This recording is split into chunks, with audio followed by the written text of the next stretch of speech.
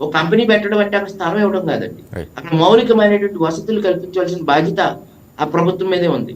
అందువల్ల మన రాష్ట్రం యొక్క తలసరి ఆదాయము, రాష్ట్రం యొక్క స్థూల ఆర్థిక అభివృద్ధి సాధించాలి.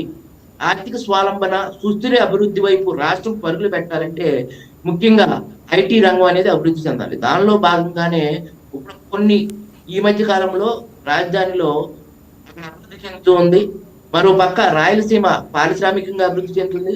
ఐటీ రంగానికి సువర్ణ అధ్యాయంగా విశాఖపట్నం అభివృద్ధి చెందుతోంది. గతంలో కూడా చంద్రబాబు నాయుడు గారు అది చెప్పారు. ఐటీ రంగానికి అవకాశాలు ఎక్కువ విశాఖపట్నంలో ఉన్నాయి. ఐటీ రంగంగా విశాఖపట్నాన్ని డెవలప్ చేయడానికి కావాల్సినటువంటి అక్కడ ఇన్ఫ్రాస్ట్రక్చర్ అంతా కూడా ఉంది. కొన్ని కంపెనీలు ఎంఓయూలు కూడా సైన్లు పెట్టాయి.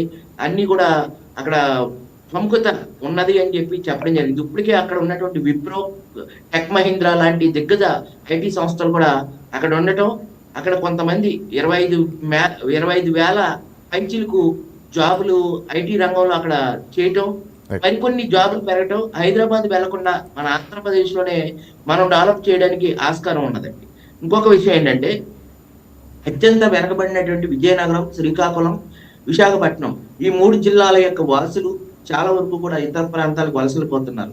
వాళ్ళ యొక్క ఆర్థిక పరిస్థితి చూస్తే చాలా దీనంగా ఉంటుందండి. ఎందుకంటే రోజువారీ కూలి మీద డిపెండ్ అయిపోయి ఉంటారు, వ్యవసాయ పనులకి డిపెండ్ అయిపోయి ఉంటారు.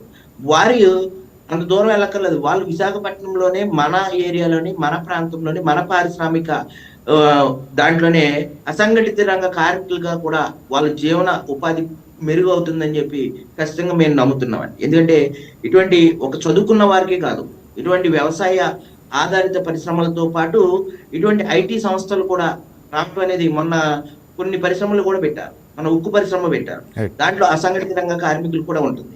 అలాగే వ్యవసాయ ఆధారిత పరిశ్రమలు కూడా మెరుగు అవుతున్నాయండి. గతంలో అనకాపల్లి షుగర్ ఫ్యాక్టరీ కానీ ఇవన్నీ.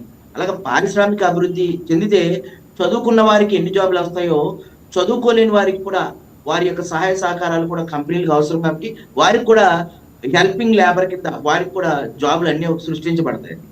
ఏదేమైనప్పటికీ కూడా ఆంధ్రప్రదేశ్ ప్రపంచ దేశాల్లో ఒక ఉమ్మడి ఆంధ్రప్రదేశ్ ఏ విధంగా గుర్తింపు పొందిందో, అలాగే అవశేష ఆంధ్రప్రదేశ్ కూడా మనది కూడా అలాగే గుర్తింపు పొందాలని, దానిలో తొలిగడుగు గూగుల్ డేటా సెంటర్ రావడం అనేది చాలా శుభ పరిణామంగా మేము తెలియజేస్తున్నాం.